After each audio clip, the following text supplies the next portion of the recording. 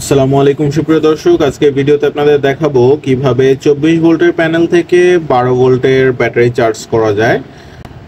বিষয়টি খুবই সিম্পল। আমরা একটি এমপিপিটি চার্জ কন্ট্রোলার ব্যবহার করেছি, দেখতে পাচ্ছেন।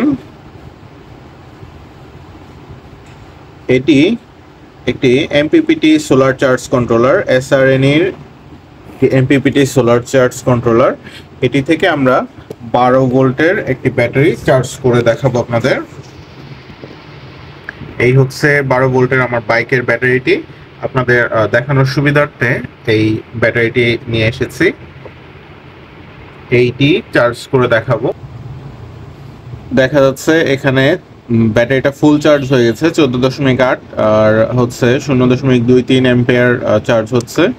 আচ্ছা, আমরা যদি প্যানেল ভোল্টটা চেক করি, প্যানেল থেকে আসতেছে আমাদের 72 ভোল্ট। আমার হচ্ছে দুইটা 24 ভোল্টের প্যানেল সিরিজ করা, সেজন্য 72 ভোল্ট পাচ্ছে। আর অ্যাম্পিয়ার আসতেছে 0.05। এই অ্যাম্পিয়ারটাকে ভাগ করে তারা বুস্ট করে। দর্শক বন্ধুরা, ভিডিওটি ভালো লাগলে ছোট্ট একটি লাইক দিতে ভুলবেন না। সোলারের ধারাবাহিক পর্বগুলো দেখতে অবশ্যই আমাদের চ্যানেলটি সাবস্ক্রাইব করে রাখুন। Welcome to Tips and Travel Vlog, your virtual guide.